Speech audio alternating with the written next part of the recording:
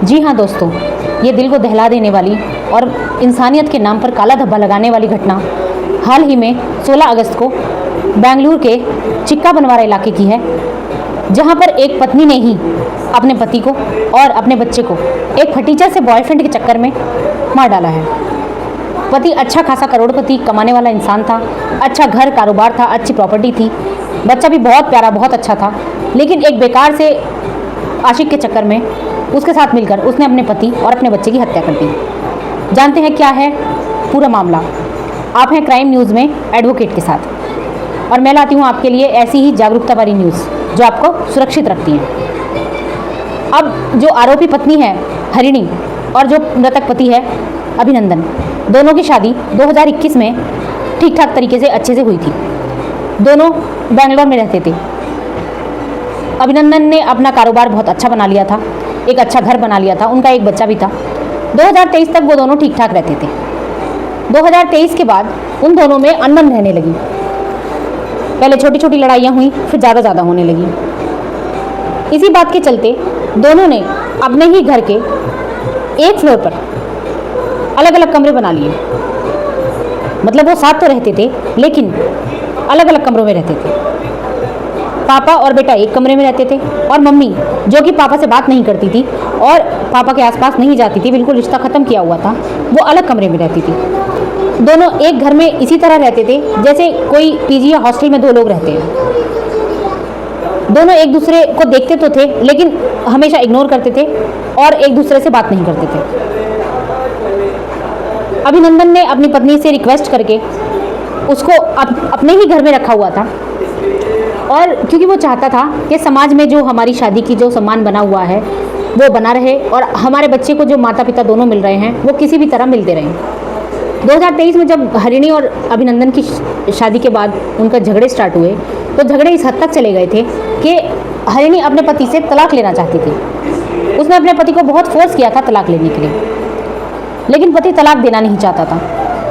अभिनंदन ये चाहता था कि उसके बच्चे के सर पे माँ और बाप दोनों का प्यार रहे और झगड़े हैं कुछ समय के बाद निपट जाएंगे, कुछ ना कुछ समाधान हो जाएगा, लेकिन हम दोनों साथ ही रहेंगे। और वो बिल्कुल भी अपनी पत्नी को तलाक नहीं देना चाहता था। लेकिन उसकी पत्नी उससे बिल्कुल प्यार नहीं करती थी, वो किसी और के चक्कर में पड़ गई थी। 2023 में ही वो किसी विनय नाम के इंसान के साथ रिलेशनशिप में आ गई थी। अलग कमरे में रहती थी, रात रात भर उससे बातचीत करती थी, बाहर घूमने जाती थी, रात रात भर घर से गायब रहती थी। इस तरह की चीज़ें उसकी ज़िंदगी में चल रही थी। अक्सर इन बातों को लेकर घर में उसके पति के साथ उसके झगड़े होते ही रहते थे। हालांकि वो बात नहीं करते थे पर फिर भी उसका पति और उसके बीच में झगड़े होते रहते थे। बार बार वो अपने पति से तलाक की मांग करती थी पर उसको तलाक नहीं मिला था। अब तलाक के साथ साथ उसे ये पता था कि अगर तलाक लिया जाएगा तो इस पूरी प्रॉपर्टी में से 50% प्रॉपर्टी उसको मिल जाएगी। लेकिन अब उसकी नज़र पूरी 100% प्रॉपर्टी पर थी कि कुछ ऐसा समाधान निकाला जाए कि जिससे सारी प्रॉपर्टी मेरी ही हो जाए। उसने अपने क्रिमिनल माइंड का यूज़ करते हुए ये पूरा प्लान रचा था।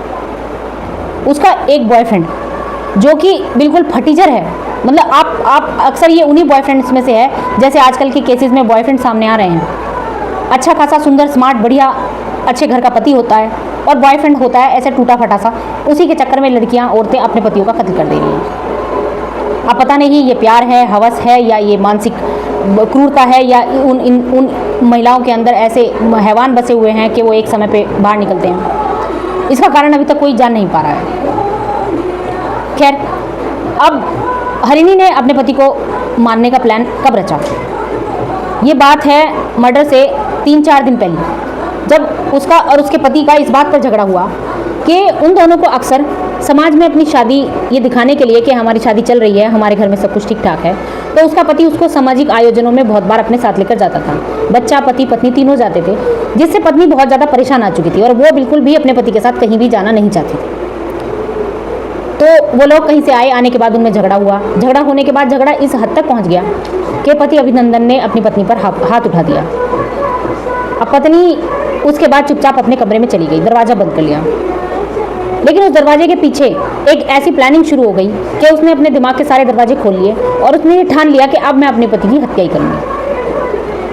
उसने अपने बॉयफ्रेंड के साथ मिलकर ये पूरा प्लान बनाया और कुछ इस तरह से बनाया कि इस बात का किसी को भी पता ना चले।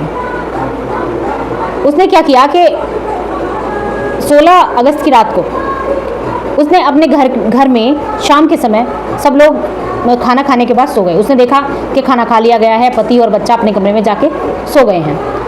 तो वो धीरे से चुपके से अपने पति के कमरे में गई और उसने जाकर देखा कि क्या मेरा पति सो गया है। उसने 2-4 चीज़ों को छुआ, वहाँ पर आवाज़ें की, तो उसे पता चला कि पति और बच्चा दोनों सो गए हैं, किसी भी आवाज़ से वो उठ नहीं रहे हैं। उसने अपने घर की सारी इलेक्ट्रॉनिक्स चीज़ें बंद कर दी, लाइटें चली गई, लाइटें बंद कर दी और कैमरा वगैरह सब अपने घर से हटा दिए।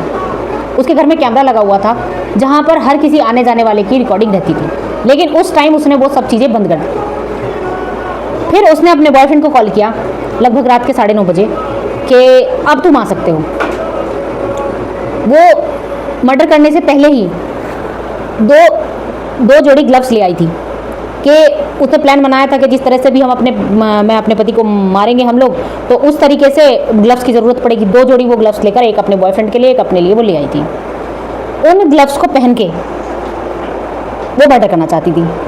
अब उसने अपने बॉयफ्रेंड के लिए वो धीरे से नीचे गई, उसका बॉयफ्रेंड आ गया, उसका गेट खोला, गेट खोलने के बाद उसको धीरे से अंदर ले आई। तो जहाँ कार पार्किंग थी उसके घर में, वहाँ पर उसने उसे छुपा दिया कुछ देर के लिए। खुद वह ऊपर दोबारा गई। दोबारा जाने के बाद उसने फिर से चेक किया कि पति और बच्चा सो रहे हैं या जग रहे हैं। धीरे धीरे इसी तरह दोबारा उसने चीज़ों को छुआ, चेक किया, वहाँ पे थोड़ी हल्की आवाज़ें की कि क्या जाग रहे हैं कि सो रहे हैं। तो उसे पता चला कि वो सो रहे हैं चैन से। फिर उसने अपने बॉयफ्रेंड को धीरे से फ़ोन किया और उसको बोला कि अब तुम ऊपर आ सकते हो। वो उसको ऊपर बुला लिया। अब बॉयफ्रेंड और हरिणी दोनों मिलकर अपने पति के कमरे में पहुंचते हैं। वहाँ देखते हैं कि अभिनंदन चैन से सो रहा है, बच्चा दूसरे बेड पे चैन से सो रहा है। अब हरिणी अपने पति के पैर पकड़ लेती है और उसका जो बॉयफ्रेंड है विनय, वो उसके पति के सीने पर बैठ जाता है और उसका जोर से गला दबाता है। अब तीनों में हाथापाई चल रही है। इस सब हाथापाई में अभिनंदन ये समझ नहीं पा रहा था कि ये अचानक से क्या हो रहा है, मेरे साथ क्या हो गया है। अब वो अपने आप को बचाने की कोशिश करता है, जिसकी वजह से उसके कान पर चोट लग जाती है, उसके गर्दन पर चोट लग जाती है और खून निकलने लगता है। उसके बाद भी वो दोनों उसको नहीं छोड़ते, कैसे भी करके उसका गला दबा के उसको मार देते हैं। इतने में बच्चा रोने लगता है। तो एक माँ को, पत्नी को, उस हरिणी को दिखता है कि उसका बच्चा जाग गया है और वो रो रहा है और वो देख रहा है कि ये क्या हो रहा है, वो देख रहा है और वो रो रहा है। तो वो फटाक से अपने बच्चे को गोदी में लेती है। अब बच्चे को लगा होगा कि मेरी माँ है, मुझे गोदी में ले रही है, मुझे चुप करेगी, ये वो क्या कर रही थी। लेकिन हरिणी एक निर्दयता से, इतनी बुरी तरह से खुद ही अपने बच्चे का गला दबा देती है। तब तक अपने बच्चे का गला दबाए रखती है जब तक उसका दम न निकल जाए। 4 साल का इतना छोटा सा प्यारा सा बच्चा, एक माँ को बिल्कुल भी तरस नहीं आया अपने बच्चे को मारते हुए। जब उसका बॉयफ्रेंड उससे पूछता है कि हमारा इरादा तो बच्चे को मारने का नहीं था, तो तुमने बच्चे को क्यों मारा, तो वो जवाब देती है कि अगर ये बच्चा जिंदा रहता तो मैं और तुम कभी साथ नहीं रह पाते। या तो ये हमारी पोल खोल देता कहीं ना कहीं, या फिर और कोई प्रॉब्लम खड़ी कर देता। तो इसलिए मैंने ठीक किया जो किया। उस माँ को अपने बच्चे को मारने के बाद बिल्कुल भी पछतावा नहीं था, दुख नहीं था, कुछ भी नहीं था। उसके बाद शुरू होता है उसका अगला प्लान। अब वो चुपचाप रात को 12 बजे अपने बॉयफ्रेंड को घर से बाहर भेज देती है और खुद जाकर अपने कमरे में जाकर सो जाती है। सुबह 6 बजे उठती है। उठने के बाद वो अपने पति के कमरे में जाती है और अपनी सास को फ़ोन करती है कि माता जी आप जल्दी से आ जाइए, और मेरा पति और मेरा बच्चा बिल्कुल भी बोल नहीं रहे हैं, रेस्पॉन्ड नहीं कर रहे हैं, पता नहीं इनको क्या हो गया है, मुझे कुछ समझ में नहीं आ रहा है, आप लोग जल्दी से आ जाइए। बहुत ज़्यादा रो रही है, बहुत नाटक कर रही है, ड्रामा पूरा चल रहा है। उसके बाद सास आ जाती है, परिवार वाले भी आ जाते हैं, रिश्तेदार आ जाते हैं। सब लोग देखते हैं कि हाँ, उन्हें लगा था कि शायद कुछ बीमारी है, कुछ प्रॉब्लम है, परेशानी है, हॉस्पिटल लेकर जाएंगे। लेकिन वहाँ जाकर वो देखते हैं कि दीवार पर छोटे छोटे खून के धब्बे लगे हुए हैं। उनकी नज़र पड़ती है कि डेड बॉडी के से भी खून निकला, साथ में दीवार पे भी खून के धब्बे हैं। तो उन्हें शक होता है कि हो ना हो ये इस औरत ने ही ये सब किया है। तो वो वहाँ पे पुलिस आ जाती है, पुलिस बुला लेते हैं। अब पुलिस आने के बाद पुलिस भी देखती है कि दीवार पर खून के छोटे छोटे धब्बे हैं। तो पुलिस पत्नी से पूछताछ करती है। तो पत्नी वही झूठी कहानी जो उसने बनाई हुई थी वो बताती है कि साहब हमारा झगड़ा हुआ था और हम तो अलग रहते थे, हम तो बहुत साल से अलग रहते हैं, हमारा तो कोई मतलब नहीं है, और ये लोग सो रहे थे और रात में हो सकता है ऐसा हुआ हो कि मेरे पति ने पहले अपने बच्चे को मारा हो फिर खुद मारा हो, क्योंकि ये इसी तरह की स्थिति में चल रहा था, हम दोनों के झगड़े इतने ज़्यादा थे, बहुत बार मैंने भी कोशिश की कि मैं अपने आप को मार लूँ, हो सकता है इसने ऐसा कर लिया हो। पुलिस भी पूरी कहानी सुन लेती है, फिर वो कहती है कि चाहे तो आप CCTV कैमरे देख लो। जब बात आती है CCTV कैमरे देखने की तो पुलिस पूछती है तो कैमरे गायब हैं। पहले घर में कैमरे थे लेकिन अब कैमरे नहीं है, तो पुलिस का शक पक्का हो जाता है। दीवारों पर खून के धब्बे देखने के बाद भी पुलिस का शक पक्का हो जाता है।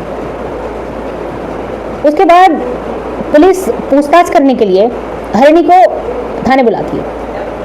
थाने बुलाने के बाद वहाँ पर पुलिस को पूरा शक है, तो पुलिस उसकी खातिरदारी करना शुरू कर देती है, मतलब मारपिटाई करके वो उसे उगलवाने की कोशिश करती है।